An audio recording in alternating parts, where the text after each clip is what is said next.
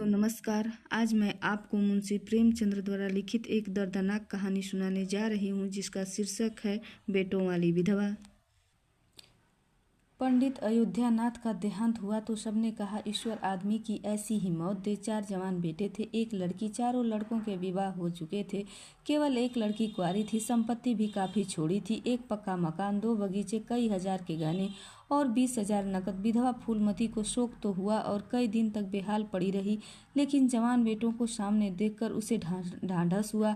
चारों लड़के एक से एक सुशील, चारों बहुएं एक से एक बढ़कर आज्ञाकारिणी। जब वह रात को लेटती है तो चारों बारी बारी से उसकी पांव दबाती हैं। वह स्नान करके उठती तो उसकी साड़ी छांटती हैं। सारा घर उसके इशारे पर चलता था। बड़ा लड़का कामता एक दफ्तर में 50 रुपए पर नौकर था। छोटा उमानाथ डॉक्टरी पास कर चुका था और कहीं औषधालय खोलने की फिक्र में था। तीसरा दयानाथ बीए में फेल हो गया था और पत्र पत्रिकाओं में लेख लिखकर कुछ न कुछ कमा लेता था। चौथा सीतानाथ चारों में से सबसे कुशाग्र बुद्धि और होनहार था और अब की साल बीए प्रथम श्रेणी में पास करके एमए की तैयारी में लगा हुआ था। किसी लड़के में वह दुर्व्यसन, वह छैलापन, वह लुटाऊपन न था जो माता पिता को जलाता और कुल मर्यादा को डुबाता है। फूलमती घर की मालकिन थी। गो की कुंजिया बड़ी बहू के पास रहती थी। बुढ़िया में वह अधिकार प्रेम न था जो वृद्धजनों को कटु और कलहशील बना दिया करता है, किंतु उसकी इच्छा के बिना कोई बालक मिठाई तक न मांग सकता था। संध्या हो गई थी। पंडित को मरे आज 12वां दिन था। कल तेरही है, ब्रह्मभोज होगा, बिरादरी के लोग निमंत्रित होंगे, उसी की तैयारियां हो रही थी। फूलमती अपनी कोठरी में बैठी देख रही थी। पल्लेदार बोरे में आटा लाकर रख रहे हैं, घी के टीन आ रहे हैं, साग भाजी के टोकरे, शक्कर की बोरियां, दही के मटके चले आ रहे हैं। महापात्र के लिए दान की चीजें लाई गई, बर्तन, कपड़े, पलंग, बिछावन, छाते, जूते, छड़ियां, लालटेन आदि, किंतु फूलमती को कोई चीज नहीं दिखाई गई। नियमानुसार ये सब सामान उसके पास आने चाहिए थे। वह प्रत्येक वस्तु को देखती, उसे पसंद करती, उसकी मात्रा में कमी बेसी का फैसला करती, तब इन चीजों को भंडारे में रखा जाता। क्यों उसे दिखाने और उसकी राय लेने की जरूरत नहीं समझी गई। अच्छा, वह आटा 3 ही बोरा क्यों आया? उसने तो 5 बोरों के लिए कहा था। घी भी 5 ही कनस्तर है, उसने तो 10 कनस्तर मंगवाए थे। इसी तरह साग भाजी, शक्कर, दही आदि में भी कमी की गई होगी। किसने उसके हुक्म में हस्तक्षेप किया? जब उसने एक बात तय कर दी तब उसको घटाने बढ़ाने का अधिकार किसको है? आज 40 वर्षों से घर के प्रत्येक मामले में फूलमती की बात सर्वमान्य थी। उसने 100 कहा तो 100 खर्च किए गए, 1 कहा तो 1, किसी ने मीन मेख न की। यहाँ तक कि पंडित अयोध्यानाथ भी उसकी इच्छा के विरुद्ध कुछ न करते थे, पर आज उसकी आंखों के सामने प्रत्यक्ष रूप से उसके हुक्म की उपेक्षा की जा रही है। इसे वह क्यों कर स्वीकार कर सकती थी? कुछ देर तक वह जब्त किए बैठी रही, पर अंत में न रहा गया। स्वायत्त शासन उसका स्वभाव हो गया था। वह क्रोध में भरी हुई आई और कामतानाथ से बोली, क्या आटा 3 ही बोरी लाए हो? मैंने तो 5 बोरों के लिए कहा था और घी भी 5 ही टीन मंगवाया। तुम्हें याद है मैंने 10 कनस्तर कहा था। किफायत को मैं बुरा नहीं समझती, लेकिन जिसने यह कुआं खोदा उसी की आत्मा पानी को तरसे, यह कितनी लज्जा की बात है। कामतानाथ ने क्षमा याचना न की, अपनी भूल भी स्वीकार न की, लज्जित भी नहीं हुआ। 1 मिनट तो विद्रोही भाव से खड़ा रहा, फिर बोला, हम लोगों की सलाह 3 ही बोरों की हुई और 3 बोरों के लिए 5 टीन घी काफी था। इसी हिसाब से और भी चीजें कम कर दी गई हैं। फूलमती उग्र होकर बोली, किसकी राय से आटा कम किया गया? हम लोगों की राय से। तो मेरी मर्जी राय कोई चीज नहीं है क्यों नहीं, लेकिन अपना हानि लाभ तो हम समझते हैं। फूलमती हक्का बक्का होकर उसका मुंह ताकने लगी। इस वाक्य का आशय उसकी समझ में न आया। अपना हानि लाभ, अपने घर में हानि लाभ का जिम्मेदार वह आप है। दूसरों को, चाहे वे उसके पेट के जन्मे पुत्र ही क्यों न हो, उसके कामों में हस्तक्षेप करने का क्या अधिकार? यह लौंडा तो इस ढिठाई से जवाब दे रहा है मानो घर उसी का हो। उसी ने मर कर गृहस्थी जोड़ी है, मैं तो गैर हूँ। जरा इसकी हेकड़ी तो देखो। उसने तमतमाए हुए मुख से कहा, मेरे हानि लाभ के जिम्मेदार तुम नहीं हो। मुझे अख्तियार है, जो उचित समझूं वह करूं। अभी जाकर 2 बोरे आटा और 5 टीन घी और लेकर आओ। आगे के लिए खबरदार जो किसी ने मेरी बात काटी। अपने विचारों में उसने काफी तंबीह कर दी थी। शायद इतनी कठोरता अनावश्यक थी। जो अपनी उग्रता पर खेद हुआ। लड़के तो हैं ही, समझे होंगे कुछ किफ़ायत करनी चाहिए। मुझसे इसलिए न पूछा होगा। अम्मा तो खुद हर एक काम में किफ़ायत करती है, मगर इन्हें मालूम होता कि इस काम में मैं किफ़ायत पसंद न करूँगी तो कभी इन्हें मेरी उपेक्षा करने का साहस नहीं होता। यद्यपि कामतानाथ अब भी उसी जगह खड़ा था और उसकी भाव-भंगिमा से ऐसा ज्ञात होता था कि इस आज्ञा का पालन करने के लिए वह बहुत उत्सुक नहीं। पर फूलमती निश्चिंत होकर अपनी कोठरी में चली गई। इतनी तंबीह पर भी किसी को उसकी अवज्ञा करने का सामर्थ्य हो सकता है क्या? इसकी संभावना का ध्यान उसे नहीं आया। पर ज्यों-ज्यों समय बीतने लगा, उस पर यह हकीकत खुलने लगी कि इस घर में अब उसकी कोई हैसियत नहीं रही जो 10-12 दिन पहले थी। संबंधियों के यहाँ के न्योते में शक्कर, मिठाई, दही, अचार आदि आ रहे थे। बड़ी बहू इन वस्तुओं को स्वामिनी भाव से संभाल कर रख रही थी। कोई भी उससे पूछने नहीं आता। बिरादरी के लोग जो कुछ पूछते हैं कामतानाथ से या बड़ी बहू से। कामतानाथ कहाँ का बड़ा इंतजामकार है। रात दिन भंग पिए पड़ा रहता, किसी तरह रो धोकर दफ्तर चला जाता है। उसमें भी महीने में 15 दिनों से कम नागा नहीं होते। वह तो कहो साहब पंडित जी का लिहाज करता है, नहीं अब तक कभी निकाल ही देता। और बड़ी बहू जैसी फूहड़ औरत भला इन सब बातों को क्या समझेगी। अपने कपड़े लत्ते तक तो जतन से नहीं रख सकती, चली है गृहस्थी चलाने। भद्द होगी और का। सब कुल मिलाकर कुल की नाक कटवाएंगे। वक्त पर कोई न कोई चीज़ कम हो ही जाएगी। इन कामों के लिए बड़ा अनुभव होना चाहिए। कोई चीज़ तो इतनी बन जाएगी कि मारी मारी फिरेंगी, कोई चीज़ इतनी कम बनेगी कि किसी की पत्तल पर पहुँचेंगी ही नहीं। आखिर इन सब को क्या हो गया है? अच्छा, बहू तिजोरी क्यों खोल रही है? वह मेरी आज्ञा के बिना तिजोरी खोलने वाली कौन होती है? कुंजी उसके पास है अवश्य, लेकिन जब तक मैं रुपए न निकलवाऊं तिजोरी नहीं खुलती। आज तो इस तरह खोल रही है मानो कुछ हूँ ही नहीं मैं। यह मुझसे न बर्दाश्त होगा। वह झमक कर उठी और बहू के पास जाकर कठोर स्वर में बोली, तिजोरी क्यों खोलती हो बहू? मैंने तो खोलने को नहीं कहा। बड़ी बहू ने निसंकोच भाव से उत्तर दिया, बाजार से सामान आया है तो दाम न दिया जाएगा? कौन चीज़ किस भाव में आई है और कितनी आई है यह मुझे कुछ मालूम नहीं। जब तक हिसाब किताब न हो जाए रुपए कैसे दिए जाएंगे? हिसाब किताब सब हो गया है। किसने किया? अब मैं क्या जानूं? जाकर मर्दों से पूछे। मुझे हुक्म मिला है ला कर दे दो रुपए, इसलिए लिए जाती हूँ। फूलमती खून का घूंट पीकर रह गई। इस वक्त बिगड़ने का अवसर न था। घर में मेहमान स्त्री पुरुष भरे हुए थे। अगर इस वक्त उसने लड़कों को डांटा तो लोग यही कहेंगे कि इनके घर में पंडित जी के मरते ही फूट पड़ गई। दिल पर पत्थर रखकर फिर अपनी कोठरी में चली गई। जब मेहमान विदा हो गए तब वह एक एक की खबर लेगी। तब देखेगी कौन उसके सामने आता है और फिर क्या कहता है। इनकी सारी चौकड़ी भुला देगी। किंतु कोठरी के एकांत में भी वह निश्चिंत न बैठी थी। सारी परिस्थितियों को गिद्ध दृष्टि से देख रही थी। कहाँ सत्कार का कौन सा नियम भंग होता है, कहाँ मर्यादाओं की उपेक्षा की जाती है। भोज आरंभ हो गया है। सारी बिरादरी एक साथ पतंग में बैठकर खा रही है। आंगन में मुश्किल से 200 आदमी बैठ सकते हैं। ये 500 आदमी इतनी सी जगह में कैसे बैठ जाएंगे? क्या आदमी के ऊपर आदमी बैठाए जाएंगे? 2 पतंगों में लोग बैठाए जाते तो क्या बुराई हो जाती? यही तो होता कि 12 बजे की जगह भोज 2 बजे समाप्त होता। मगर यहाँ तो सबको सोने की जल्दी पड़ी है। किसी तरह यह बला सिर से टले और चैन से सोएं। लोग कितने सटकर बैठे हुए हैं, किसी को हिलने की भी जगह नहीं है। पत्तल एक पर एक रखे हुए हैं। पूरियाँ ठंडी हो गई हैं। लोग गरम गरम मांग रहे हैं। मैदे की पूरियाँ ठंडी होकर चिमड़ी हो जाती हैं।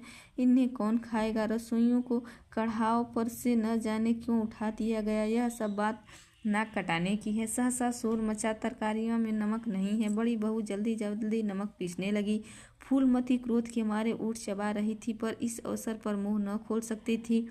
नमक पिसा और पत्तलों पर डाला गया। इतने में फिर शोर मचा, पानी गर्म है, ठंडा पानी लाओ। ठंडे पानी का कोई प्रबंध न था। बर्फ भी न मंगवाई गई थी। आदमी बाजार दौड़ाया गया, मगर बाजार में इतनी रात गए बर्फ कहाँ? आदमी खाली हाथ लौट आया। मेहमानों को वही नल का गर्म पानी पीना पड़ा। फूलमती का बस चलता तो लड़कों का मुंह नोच लेती। ऐसी छीछा लेतर उसके घर में कभी न हुई थी। उस पर सब मालिक बनने के लिए मरते हैं। बर्फ जैसी जरूरी चीज भी किसी ने न मंगवाई। जब किसी को गप्पे लड़ाने की फुर्सत मिले तब तो मंगवाए। मेहमान अपने दिल में क्या कहेंगे कि चले हैं बिरादरी को भोज देने और घर में बर्फ तक नहीं है। अच्छा, फिर यह हलचल क्यों मच गई? अरे, लोग पंगत से क्यों उठे जा रहे हैं? क्या मामला है? फूलमती उदासीन न रह सकी। कोठरी से निकलकर बरामदे में आई और कामता नाथ से पूछा, क्या बात हो गई लल्ला, लोग उठे क्यों जा रहे हैं? कामता नाथ ने कोई जवाब न दिया, वहां से खिसक गया। फूलमती जुझला कर रह गई। सहसा कहारी मिल गई। फूलमती ने उससे भी यही प्रश्न किया। मालूम हुआ किसी के शोरबे में मरी हुई चूहिया निकल आई। फूलमती चित्रलिखित सी वहीं खड़ी रह गई। भीतर ऐसा उबाल उठा कि दीवार से सिर टकरा ले। अभागे भोज का प्रबंध करने चले थे। इस फूहड़पन की कोई हद है? कितने आदमियों का धर्म सत्यानाश हो गया। फिर पंगत क्यों न उठ जाए? आंखों से देखकर अपना धर्म कौन गंवाएगा? हाथ सारा किया धरा मिट्टी में मिल गया। सैकड़ों रुपयों पर पानी फिर गया। बदनामी हुई अलग से। मेहमान उठ चुके थे। पतलों पर खाना ज्यों का त्यों पड़ा हुआ था। चारों लड़के आंगन में लज्जित खड़े थे, एक दूसरे को इल्जाम दे रहे थे। बड़ी बहू अपनी देवरानी पे बिगड़ रही थी। देवरानियां सारा दोष कुमुद के सिर पर डालती थी। कुमुद खड़ी रो रही थी। उसी वक्त फूलमती झल्लाई हुई आकर बोली, मुंह में कालिख लग गई कि नहीं, या अभी कुछ कसर बाकी है? डूब मरो सबके सब, जल्दी जाकर चुल्लू भर पानी में। शहर में कहीं मुंह दिखाने लायक भी नहीं रहे। किसी लड़के ने जवाब न दिया। फूलमती और भी प्रचंड होकर बोली, तुम लोगों को क्या किसी को शर्म हया तो नहीं है? आत्मा तो इनकी रो रही है, जिन्होंने अपनी जिंदगी भर की मर्जात बनाने में खराब कर दी। उनकी पवित्र आत्मा को तुमने यूं ही कलंकित कर दिया। शहर में थू थू हो रही है। अब कोई तुम्हारे द्वार पर पेशाब करने तो नहीं आएगा? कामतानाथ कुछ देर तक तो चुपचाप खड़ा सुनता रहा। आखिरकार झुल्लाकर बोला, अच्छा चुप रहो अम्मा, भूल हुई, हम सब मानते हैं, बड़ी भयंकर भूल हुई, लेकिन अब क्या उसके लिए घर के प्राणियों को हलाल कर डालोगी? सभी से भूल होती है, आदमी पछता कर रह जाता है, किसी की जान नहीं मारी जाती। बड़ी बहू ने अपनी सफाई दी। हम क्या जानते थे कि बीबी कुमुद से इतना भी काम न होगा। उन्हें चाहिए था कि देखकर तरकारी कढ़ाव में डाल दी, टोकरी उठाकर कढ़ाव में डाल दी। हमारा क्या दोष? कामतानाथ ने पत्नी को डांटा। इसमें न कुमुद का कसूर है, न तुम्हारा, न मेरा। संयोग की बात है, बदनामी भाग में लिखी थी तो हुई। इतने बड़े भोज में एक एक मुट्ठी तरकारी कढ़ाव में नहीं डाली जाती, टोकरे के टोकरे उड़ेल दिए जाते हैं। कभी कभी ऐसी दुर्घटना होती है, पर इसमें कैसी जग हंसाई और कैसी नाक कटाई। तुम खामखा जले पर नमक छिड़कती हो। फूलमती ने दांत पीसकर कहा, शर्माते तो नहीं, उल्टे और बेहयाई की बातें करते हो। कामतानाथ ने निसंकोच भाव से कहा, शर्माऊं क्यों? किसी की चोरी नहीं की है। चीनी में चींटी और आटे में घून यह नहीं देखे जाते। पहले हमारी निगाह न पड़ी, बस यही बात बिगड़ गई, नहीं चुपके से चूहिया निकाल कर फेंक देते, किसी को खबर भी न होती। फूलमती ने चकित होकर कहा, क्या कहता है? मरी चूहिया खिलाकर सबका धर्म बिगाड़ देगा? कामतानाथ हंसकर बोला, क्या पुराने जमाने की बात करती हो अम्मा? इन सब बातों में धर्म नहीं जाता। यह धर्मात्मा लोग जो पत्तल पर से उठ गए हैं, उनमें कौन है जो भेड़ बकरी की मांस न खाता है? तालाब के कछुए और घोंघे तक तो किसी से नहीं बचते। जरा सी चूहिया में क्या रखा था? फूलमती को ऐसा प्रतीत हुआ कि अब प्रलय आने में बहुत देर नहीं है। जब पढ़े लिखे आदमियों के मन में ऐसे अधार्मिक भाव आने लगे तो फिर धर्म की भगवान ही रक्षा करे। अपना सा मुँह लेकर चली गई।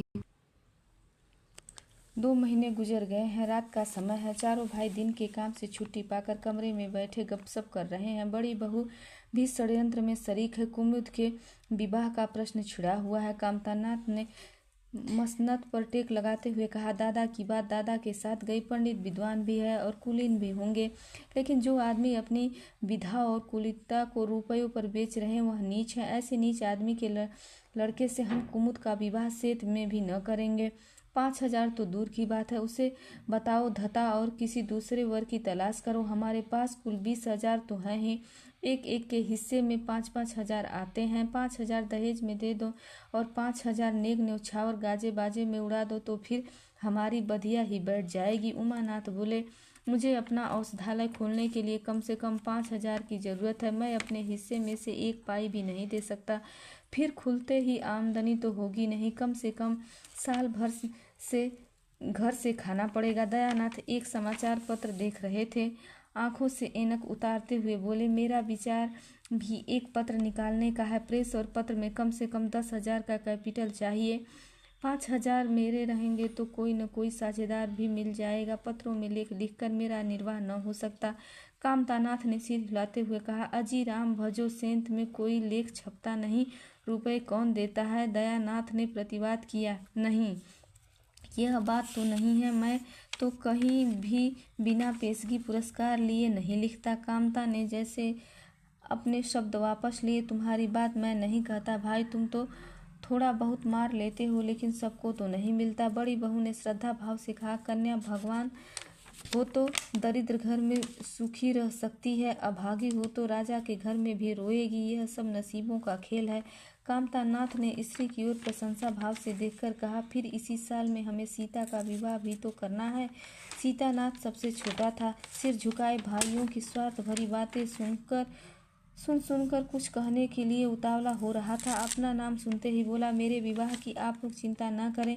मैं जब तक किसी धंधे में न लग जाऊंगा विवाह न करूंगा। और सच पूछिए तो मैं विवाह करना भी नहीं चाहता। देश को इस समय बालकों की जरूरत नहीं, काम करने वालों की जरूरत है। मेरे हिस्से के रुपए आप कुमुद के विवाह में खर्च कर दे। सारी बातें तय हो जाने के बाद यह उचित नहीं कि पंडित मुरारी लाल से संबंध तोड़ लिया जाए। उमा ने तीव्र स्वर में कहा, 10,000 कहाँ से आएंगे? सीता ने डरते हुए कहा, मैं तो अपने हिस्से के रुपए देने को कहता हूँ, और शेष मुरारी लाल से कहा जाए कि दहेज में कुछ कमी कर दे। वे इतने स्वार्थार्थ नहीं है कि इस अवसर पर कुछ बल खाने को तैयार न हो जाएंगे। अगर वह 3,000 में संतुष्ट हो जाएं तो 5,000 में विवाह हो सकता है। उमा ने कामतानाथ से कहा, सुनते हैं भाई साहब इसकी बातें? दयानाथ बोल उठे, तो इसमें आप लोगों का क्या नुकसान है? मुझे तो इस बात से खुशी हो रही है कि भला हम में कोई तो त्याग करने योग्य है। इन्हें तत्काल रुपए की जरूरत नहीं है, सरकार से वजीफा पाते हैं, पास होने पर कहीं न कहीं जगह मिल जाएगी। हम लोगों की हालत तो ऐसी नहीं है। कामतानाथ ने दूरदर्शिता का परिचय दिया। नुकसान की एक ही कही, हम में से एक को कष्ट हो तो क्या और लोग बैठे देखेंगे? यह अभी लड़के हैं, इन्हें क्या मालूम समय पर 1 रुपया 1 लाख का काम करता है। कौन जानता है कल इन्हें विलायत जाकर पढ़ने के लिए सरकारी वजीफा मिल जाए या सिविल सर्विस में आ जाए। उस वक्त सफ़र की तैयारियों में 5,000 लग जाएंगे, तब किसके सामने हाथ फैलाते फिरेंगे?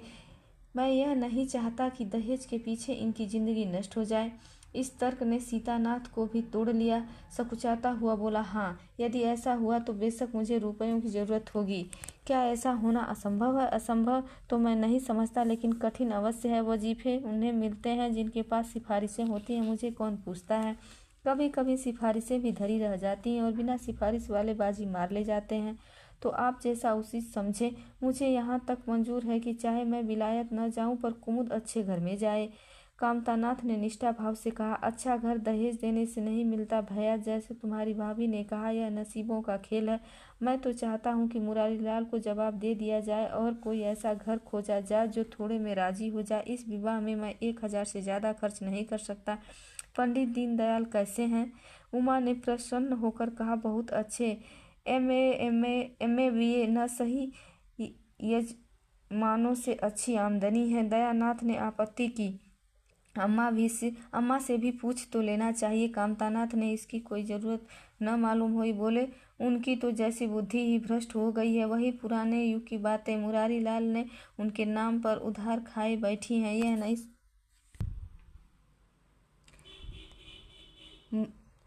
वही पुराने युग की बातें मुरारी लाल के नाम पर उधार खाए बैठी हैं। यह नहीं समझती कि वह जमाना नहीं रहा। उनको तो बस कुमुद मुरारी पंडित के घर जाए, चाहे हम लोग तबाह हो जाएं। उमा ने एक शंका उपस्थित की, अम्मा अपने सब गहने कुमुद को दे देंगी, देख लीजिएगा। कामतानाथ का स्वार्थ नीति से विद्रोह न कर सका, बोले, गहने पर उनका पूरा अधिकार है, यह उनका स्त्री धन है, चाहे जिसे दें। उमा ने कहा, स्त्री धन है तो क्या वह उसे लुटा देंगी? आखिर वह भी तो दादा की ही कमाई है। किसी की कमाई हो, स्त्री धन पर उनका पूरा अधिकार है। यह कानूनी गोरख धंधे हैं। 20,000 में तो 4 हिस्सेदार हों और 10,000 के गहने अम्मा के पास रह जाएं। यह देख लेना, इन्हीं के बल पर वह कुमुद का विवाह मुरारी पंडित के घर करेंगी। उमानाथ इतनी बड़ी रकम को इतनी आसानी से नहीं छोड़ सकता। वह कपट नीति में कुशल है। कोई कौशल रचाकर माता से सारे गहने ले लेगा। उस वक्त तक कुमुद के विवाह की चर्चा करके फूलमती को भड़काना उचित नहीं है। कामतानाथ ने सिर हिलाकर कहा, भाई मैं इन चालों को पसंद नहीं करता। उमानाथ ने खिसियाकर कहा, गहने 10,000 से कम के न होंगे। कामता अविचलित स्वर में बोले, कितने के ही हों, मैं अनिति में हाथ नहीं डालना चाहता। तो आप अलग बैठिए, हाँ बीच में भांजी न मारिएगा। मैं अलग रहूंगा और तुम सीता अलग रहूंगा। लेकिन जब दयानाथ से यही प्रश्न किया गया तो वह उमानाथ से सहयोग करने को तैयार हो गया। 10,000 में 2,500 तो उसके होंगे। इतनी बड़ी रकम के लिए यदि कुछ कौशल भी करना पड़े तो क्षम्य है। फूलमती रात को भोजन करके लेटी थी कि उमा और दया उसके पास जाकर बैठ गए। दोनों ऐसा मुंह बनाए हुए थे मानो कोई भारी विपत्ति आ पड़ी है। फूलमती ने सशंक होकर पूछा, तुम दोनों घबराए हुए मालूम होते हो। उमा ने सिर खुजलाते हुए कहा, समाचार पत्रों में लेख लिखना बड़े जोखिम का काम है अम्मा। कितना ही बचकर लिखो लेकिन कहीं न कहीं पकड़ हो ही जाती है। दयानाथ ने एक लेख लिखा था, उस पर 5,000 की जमानत मांगी गई है। अगर कल तक जमा न कर दी गई तो गिरफ्तार हो जाएंगे और 10 साल की सजा ठुक जाएगी। फूलमती ने सिर पीट कर कहा, ऐसी बातें क्यों लिखते हो बेटा, जानते नहीं हो आजकल हमारे अधीन आए हुए हैं, जमानत किसी तरह टल नहीं सकती। दयानाथ ने अपराधी भाव से उत्तर दिया, मैंने तो अम्मा ऐसी कोई बात नहीं लिखी थी, लेकिन किस्मत को क्या करूं, हाकिम जिला इतना कड़ा है कि जरा भी रियायत नहीं करता। मैं जितनी दौड़ धूप हो सकती थी सब कर ली। तो तुमने कामता से रुपए का प्रबंध करने को नहीं कहा? उमा ने मुंह बनाया, उनका स्वभाव तो तुम जानती हो अम्मा, उन्हें रुपए प्राणों से प्यारे हैं। उन्हें चाहे काला पानी ही हो जाए वह एक पाई न देंगे। दयानाथ ने समर्थन किया, मैंने तो उनसे इसका जिक्र ही नहीं किया। फूलमती ने चारपाई से उठते ही कहा, चलो मैं कहती हूँ, देगा कैसे नहीं। रुपए इसी दिन के लिए तो हैं, गाड़ कर रखने के लिए नहीं। उमानाथ ने माता को रोककर कहा, नहीं अम्मा, उनसे कुछ न कहो, रुपए तो न देंगे, उल्टे और हाय हाय मचाएंगे। उनको अपनी नौकरी की खैरियत मनानी है। इन्हें घर में रहने भी न देंगे। अफसरों में जाकर खबर दे दे तो आश्चर्य नहीं। फूलमती ने लाचार होकर कहा, तो फिर जमानत का क्या प्रबंध करोगे? मेरे पास तो कुछ नहीं है। हाँ मेरे गहने हैं, इन्हें ले जाओ, कहीं गिरवी रखकर जमानत दे दो और आज से कान पकड़ लो कि किसी पत्र में एक शब्द भी न लिखोगे। दयानाथ कानों पर हाथ रखकर बोला, यह तो नहीं हो सकता अम्मा कि तुम्हारी जेवर लेकर मैं अपनी जान बचाऊं। 10-5 साल की कैद ही तो होगी, झेल लूंगा। यही बैठा बैठा क्या कर रहा हूँ। फूलमती छाती पीटते हुए बोली, कैसी बातें करते हो बेटा, मेरे जीते जी तुम्हें कौन गिरफ्तार कर सकता है? उसका मुंह झुलस दूंगी। गहने इसी दिन के लिए हैं या किसी और दिन के लिए? जब तुम ही न रहोगे तो गहने लेकर क्या करूंगी? उसने पिटारी लाकर उसके सामने रख दी। दया ने उमा की ओर जैसे फरियाद की आंखों से देखा और बोला, आपकी क्या राय है भाई साहब? इसी मारे मैं कहता था अम्मा को बताने की जरूरत नहीं है, जेल ही तो हो जाती और कुछ नहीं। उमा ने जैसे सिफारिश करते हुए कहा, यह कैसे हो सकता था कि इतनी बड़ी वारदात हो जाती और अम्मा को खबर न होती? मुझसे यह नहीं हो सकता था कि सुनकर पेट में डाल लेता, मगर अब करना क्या चाहिए? मैं खुद निर्णय नहीं कर सकता। न तो यही अच्छा लगता है कि तुम जेल में जाओ और न यही अच्छा लगता है कि अम्मा के गहने गिरवी रखे जाएं। फूलमती ने व्यथित कंठ से पूछा, क्या तुम समझते हो मुझे गहने तुमसे ज़्यादा प्यारे हैं? मैं तो प्राण तक तुम्हारे ऊपर न्यौछावर कर सकती हूँ, गहनों की क्या बात है। दया ने दृढ़ता से कहा, अम्मा तुम्हारे गहने तो न लूँगा, चाहे मुझ पर कुछ भी क्यों न आन पड़े। जब आज तक तुम्हारी कुछ सेवा न कर सका तो किस मुंह से तुम्हारे गहने उठा ले जाऊं? मुझ जैसे कपूत को तो तुम्हारी कोख से जन्म लेना न चाहिए था, सदा तुम्हें कष्ट ही देता रहा। फूलमती ने भी उतनी ही दृढ़ता से कहा, अगर यूं न लोगे तो मैं खुद जाकर तुम्हें गिरो रख दूंगी और खुद हाकिम जिला के पास जाकर जमानत कर आऊंगी। अगर अच्छा हो तो यह परीक्षा भी ले लो, आंख बंद हो जाने के बाद क्या होगा? फूलमती ने कहा, मैं खुद जाकर इन्हें गिरवी रख दूंगी और खुद हाकिम के पास जाकर जमानत करा लाऊंगी। अगर अच्छा हो तो यह परीक्षा भी ले लो, आंखें बंद हो जाने के बाद क्या होगा भगवान जाने, लेकिन जब तक जीती हूँ तुम्हारी और कोई तिरछी आंख से नहीं देख सकता। उमानाथ ने मानो माता पर एहसान रखकर कहा, अब तो तुम्हारे लिए कोई रास्ता नहीं रहा दयानाथ, क्या हरज है, ले लो, मगर याद रखो ज्यों ही हाथ में रुपए आएंगे तो गहने छुड़ा लेना। सच कहते हैं मातृत्व दीर्घ तपस्या है, माता के सिवा इतना स्नेह और कौन कर सकता है। हम बड़े अभागे हैं कि माता के प्रति इतनी श्रद्धा रखनी चाहिए, उसका शतांश भी नहीं रखते हैं।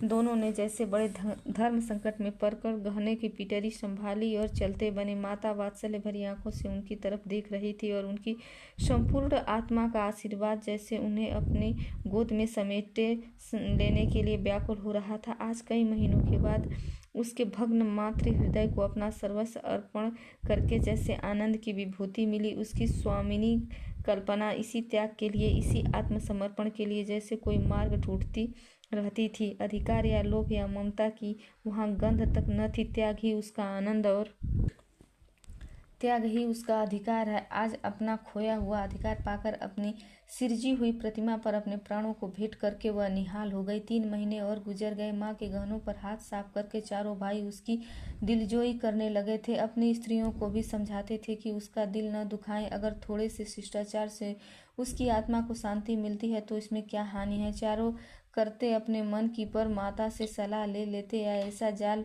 फैलाते कि वह सरला उनकी बातों में आ जाती और हर एक काम में सहमत हो जाती। बाग को बेचना उसे बहुत बुरा लगता था, लेकिन चारों ने ऐसी माया रची कि वह उसे बेचने पर राजी हो गई। किंतु कुमुद के विवाह के विषय में मतैक्य न हो सका। माँ पंडित मुरारीलाल पर जमी हुई थी, लड़के दीनदयाल पर अड़े हुए थे। एक दिन आपस में कलह हो गई। फूलमती ने कहा, माँ बाप की कमाई में बेटी का हिस्सा भी है। तुम्हें 16,000 का 1 बीघा मिला, 25,000 का 1 मकान, 20,000 का नकद में, क्या 5,000 भी मुकुट का हिस्सा नहीं है।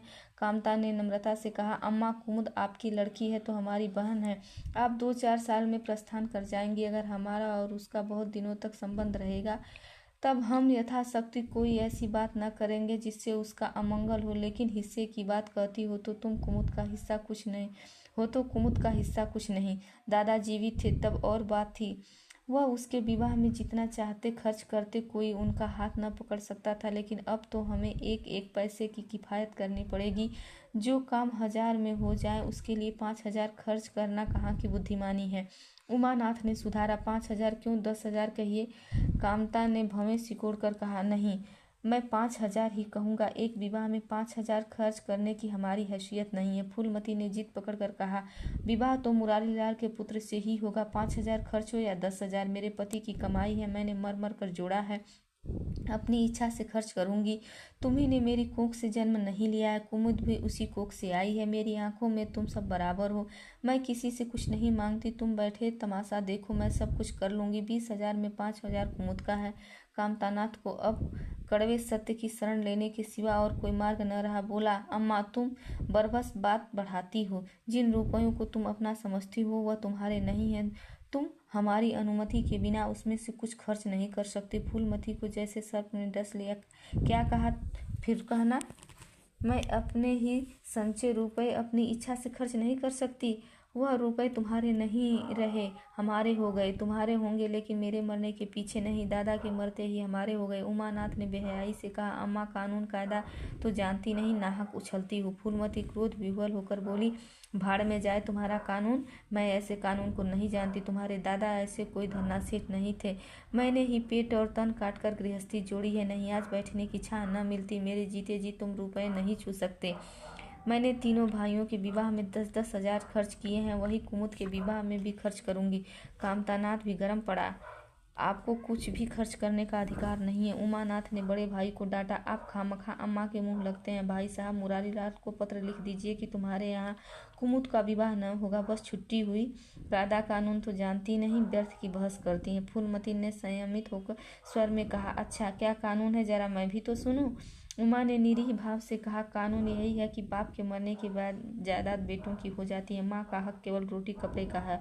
फूलमती ने तड़प कर पूछा, किसने यह कानून बनाया है। उमा शांत स्थिर स्वभाव में बोला, हमारे ऋषियों ने, महाराज मनु ने। और किसने। फूलमती एक क्षण अवाक रहकर आहत कंठ से बोली, तो इस घर में मैं तुम्हारे टुकड़े पर पली हुई हूँ। उमानाथ ने न्यायाधीश की निर्ममता से कहा, तुम जैसा समझो। फूलमती की संपूर्ण आत्मा मानो इस वज्रपात से चीत्कार करने लगे। उसके मुख से जलती हुई चिंगारियों की भांति यह शब्द निकल पड़े, मैंने घर बनाया, मैंने संपत्ति जोड़ी, मैंने तुम्हें जन्म दिया पाला और आज इस घर में गैर हूँ। मनु का यह कानून है और तुम उसी कानून पर चलना चाहते हो। अच्छी बात है, मैंने अपना घर द्वार ले लो, मुझे तुम्हारी आश्रिता बनकर रहना स्वीकार नहीं, इससे कहीं अच्छा है कि जाकर मर जाऊं। वाह रे अंधेर, मैंने पेड़ लगाया और मैं ही उसकी छां में नहीं खड़ी हो सकती? अगर यही कानून है तो इस आग में जल जाए।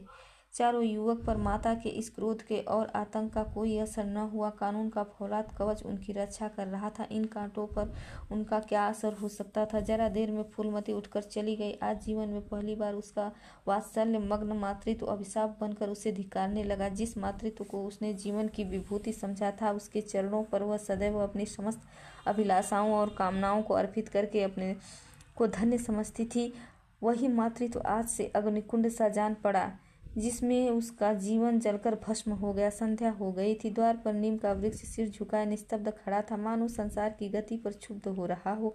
अस्ताचल की ओर प्रकाश और जीवन का देवता फूलवती के मातृत्व की ही भांति अपने ही चिता में जल रहा था। फूलमती अपने कमरे में जाकर लेटी तो उसे मालूम हुआ उसकी कमर टूट गई है। पति के मरते ही अपने पेट के लड़के उसके शत्रु हो जाएंगे, उसको स्वप्न में भी अनुमान न था। जिन लड़कों को उसने अपना हृदय रक्त पिला पिला कर पाला, वही आज उसके हृदय पर यूं आघात कर रहे हैं। अब वह घर उसे कांटों की सेज हो रहा था। जहाँ उसकी कुछ कद्र नहीं, कुछ गिनती नहीं, वहाँ अनाथों की भांति रोटियां खाए, यह उसकी अभिमानी प्रकृति के लिए असहाय था। पर उपाय ही क्या था? वह लड़कों से अलग होकर रहे भी तो नाक किसकी कटेगी? संसार उसे थूके तो क्या, और लड़कों को थूके तो क्या? बदनामी तो उसी की है। दुनिया यही कहेगी कि 4 जवान बेटों के होते हुए बुढ़िया अलग पड़ी हुई मजूरी करके पेट पाल रही है। जिन्हें उसने हमेशा नीच समझा, वही उस पर हंसेंगे। नहीं, वह अपमान इस अनादर से कहीं ज्यादा हृदय विदारक था। अब अपना और घर का पर्दा ढका रहने में ही कुशल है। हाँ, अब उसे अपने को नई परिस्थितियों के अनुकूल बनाना पड़ेगा। समय बदल गया है, अब तक स्वामिनी बनकर रही, अब लौंडी बनकर रहना पड़ेगा। ईश्वर की यही इच्छा है। अपने बेटों की बातें और लातें, गैरों की बातें और लातों के अपेक्षा फिर भी गनीमत है।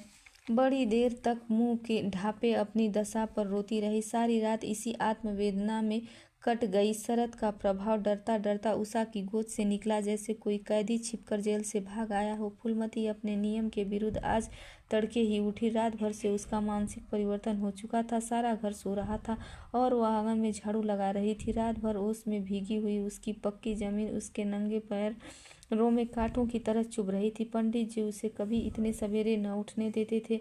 शीत उसके लिए बहुत हानिकारक था, पर अब वह दिन नहीं रहे। प्रकृति उसको भी समय के साथ बदलने का प्रयत्न कर रही थी। झाड़ू से फुर्सत पाकर उसने आग जलाई और चावल दाल की कंकड़ियां चुनने लगी। कुछ देर में लड़के जागे, बहुएं उठे। सभी ने बुढ़िया को सर्दी से सिकुड़े हुए काम करते देखा, पर किसी ने यह न कहा कि अम्मा क्यों हलकान होती हो। शायद सबके सब बुढ़िया के इस मान मर्दन पर प्रसन्न थे। आज से फूलमती का यही नियम हो गया कि जी तोड़कर घर का काम करती और अंतरंग नीति से अलग रहना।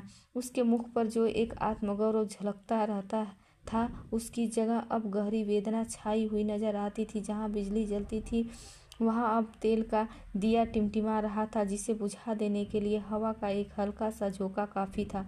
मुरारीलाल को इनकारी पत्र लिखने की बात पक्की हो चुकी थी। दूसरे दिन पत्र लिख दिया गया।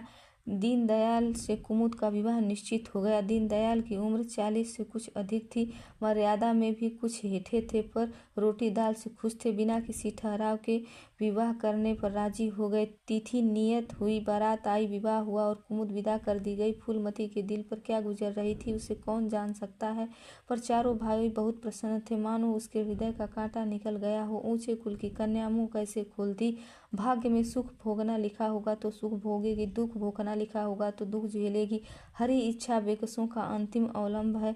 घर वालों ने जिससे विवाह कर दिया, उसमें 1000 ऐब हो तो भी वह उसका उपास्य है, उसका स्वामी है। प्रतिरोध उसकी कल्पना से परे था। फूलमती ने किसी काम में दखल न दिया। कुमुद को क्या दिया गया, मेहमानों का कैसा सत्कार किया गया, किसके यहाँ से न्योते आए, क्या आया, किसी बात से भी उससे सरोकार न था। उससे कोई सलाह भी नहीं ली गई। यही कहा, बेटा तुम लोग जो करते हो अच्छा ही करते हो, मुझसे क्या पूछते हो। जब कुमुद के लिए द्वार पर डोली आ गई और कुमुद माँ के गले लिपट कर रोने लगी, तो वह बेटी को अपनी कोठरी में ले गई और जो कुछ 150 रुपये और 2-4 मामूली उसके पास गहने बचे थे। बेटी के आंचल में डालकर बोली, बेटी मेरी तो मन की मन में रह गई, नहीं तो क्या आज तुम्हारा विवाह इस तरह होता और तुम इस तरह विदा की जाती। आज तक फूलमती ने अपने गहनों की बात किसी से न कही थी। लड़कों ने उसके साथ जो कपट व्यवहार किया था, चाहे अब तक न समझी हो, लेकिन आज इतना जानती थी कि गहने फिर न मिलेंगे और मनोमालिन्य बढ़ने के सिवा और कुछ हाथ न लगेगा। लेकिन इस अवसर पर उसे अपनी सफाई देने की जरूरत मालूम हुई। कुमुद यह भाव मन में लेकर रह जाए कि अम्मा ने अपने गहने बहुओं के लिए रखे छोड़े, इससे वह किसी तरह न सह सकती थी। इसलिए वह उसे अपनी कोठरी में ले गई। लेकिन कुमुद को पहले से ही इस कौशल की टोह मिल चुकी थी। उसने गहने और रुपए आंचल से निकालकर माता के चरणों में रख दी और बोली, अम्मा मेरे लिए तुम्हारा आशीर्वाद लाखों रुपयों के बराबर है। तुम इन चीज़ों को अपने पास रखो, न जाने तुम्हें किन विपत्तियों का सामना करना पड़े। फूलमती कुछ कहना ही चाहती थी कि उमानाथ ने आकर कहा, क्या कर रही है कुमुद, चल जल्दी कर, शायद चली जाती है, वह लोग हाय हाय कर रहे हैं, फिर तो 2-4 महीने में आएगी, जो कुछ लेना देना है ले लेना। फूलमती के घाव पर जैसे मानो नमक पड़ गया। बोली, मेरे पास अब क्या बचा है भैया जो इसे दूंगी। जाओ बेटी, भगवान तुम्हारा सुहाग अमर करे। कुमुद विदा हो गई। फूलमती पछाड़ खाकर गिर पड़ी। जीवन की लालसा नष्ट हो गई। 1 साल बीत गया। फूलमती का कमरा घर में सब कमरों से बड़ा और हवादार था। कई महीनों से उसने बड़ी बहू के लिए खाली कर दिया और खुद एक छोटी सी कोठरी में रहने लगी जैसे कोई भिखारिन हो। बेटों और बहुओं से अब उसे जरा भी स्नेह न था। वह अब घर की लौंडी थी। घर के किसी प्राणी, किसी वस्तु, किसी प्रसंग से उसे प्रयोजन न था। वह केवल इसलिए जीती थी कि मौत न आती थी। सुख या दया का अब उसे लेस मात्र भी ज्ञान न था। उमानाथ का औषधालय खुला, मित्रों की दावत हुई, नाच तमाशा हुआ। दयानाथ का प्रेस खुला और फिर जलसा हुआ। सीतानाथ को वजीफा मिला और विलायत गया, फिर उत्सव हुआ। कामतानाथ के बड़े लड़के का यज्ञोपवीत संस्कार हुआ, फिर धूमधाम हुई। लेकिन फूलमती के मुख पर आनंद की छाया तक न आई। कामता प्रसाद टाइफाइड में महीने भर बीमार रहा और मरकर उठा। दयानाथ ने अबकी अपने पत्र का प्रचार बढ़ाने के लिए वास्तव में एक आपत्तिजनक लेख लिखा और 6 महीने की सजा पाई। उमानाथ ने एक फौजदारी के मामले में रिश्वत लेकर गलत रिपोर्ट लिखी और उसकी सनद छीन ली गई। पर फूलमती के चेहरे पर रंज की परछाई तक न पड़ी। उसके जीवन में अब कोई आशा, कोई दिलचस्पी, कोई चिंता न थी। बस पशुओं की तरह काम करना और खाना, यही उसकी जिंदगी के 2 काम थे। जानवर मारने से काम करता है पर खाता है मन से। फूलमती बेकहे काम करती थी पर खाती थी विष की कौर की तरह। महीनों सिर में तेल न पड़ता, महीनों कपड़े न धुलते, कुछ परवाह नहीं। चेतना शून्य हो गई थी। सावन की झड़ी लगी हुई थी। मलेरिया फैल रहा था। आकाश में मटियामेट बादल थे। जमीन पर मटियाली पानी, आर्द्र वायु शीत, ज्वर और श्वास का वितरण करती फिरती थी। घर की महरी बीमार पड़ गई। फूलमती ने घर के सारे बर्तन माजे, पानी में भीग भीग कर सारा काम किया, फिर आग जलाई और चूल्हे पर पतीलियां चढ़ा दी। लड़कों को समय पर भोजन मिलना चाहिए। सहसा उसे याद आया, कामतानाथ नल का पानी नहीं पीते। उसी वर्षा में गंगा जल लाने चली। कामतानाथ ने पलंग पर लेटे लेटे कहा, रहने दो अम्मा, मैं पानी भर लाऊंगा। आज महरी खूब बैठ रही। फूलमती ने मटियाले आकाश की ओर देखकर कहा, तुम भीग जाओगे बेटा, सर्दी हो जाएगी। कामतानाथ बोले, तुम भी तो भीग रही हो, कहीं बीमार न पड़ जाओ। फूलमती निर्मम भाव से बोली, मैं बीमार न पड़ूंगी, मुझे भगवान ने अमर कर दिया है। उमानाथ भी वहीं बैठा हुआ था। उसके औषधालय में कुछ आमदनी न होती थी, इसलिए बहुत चिंतित था। भाई भावज की मुँह देखी करता रहता था। बोला, जाने भी दो भैया, बहुत दिनों बहुओं पर राज कर चुकी हैं, उसका प्रायश्चित तो करने दो। बूढ़ी गंगा बड़ी हुई थी जैसे समुद्र हो क्षितिज के सामने से के कुल से मिला हुआ था। किनारों के वृक्षों की केवल फुनगियां पानी के ऊपर रह गई थी। घाट ऊपर तक पानी में डूबे थे। फूलमती कलसा लिए नीचे उतरी, पानी भरा और ऊपर जा रही थी कि पांव फिसला, संभल न सकी, पानी में गिर पड़ी। पल भर हाथ पांव चलाए, फिर लहरें उसे नीचे खींच ले गईं। किनारे पर 2-4 पंडे चिल्लाए, अरे दौड़ो, बुढ़िया डूबी जाती है। 2-4 आदमी दौड़े भी, लेकिन फूलमती लहरों में समा गई थी, उन बल खाती हुई लहरों में जिन्हें देखकर ही हृदय कांप उठता था। एक ने पूछा, यह कौन बुढ़िया थी? दूसरा, अरे वही पंडित नाथ की विधवा है। अयोध्या नाथ तो बड़े आदमी थे। हाँ थे तो। हाँ। दूसरे ने, अरे वह पंडित अयोध्यानाथ की विधवा है। अयोध्यानाथ तो बड़े आदमी थे, हाँ थे तो, पर इसके भाग्य में ठोकर खाना लिखा था। उनके तो कई लड़के बड़े बड़े हैं और सब कमाते हैं। हाँ सब हैं भाई, मगर भाग्य भी तो कोई वस्तु है। धन्यवाद। प्लीज़ कहानी अच्छी लगे तो वीडियो को लाइक कीजिए और चैनल को सब्सक्राइब कीजिए। धन्यवाद।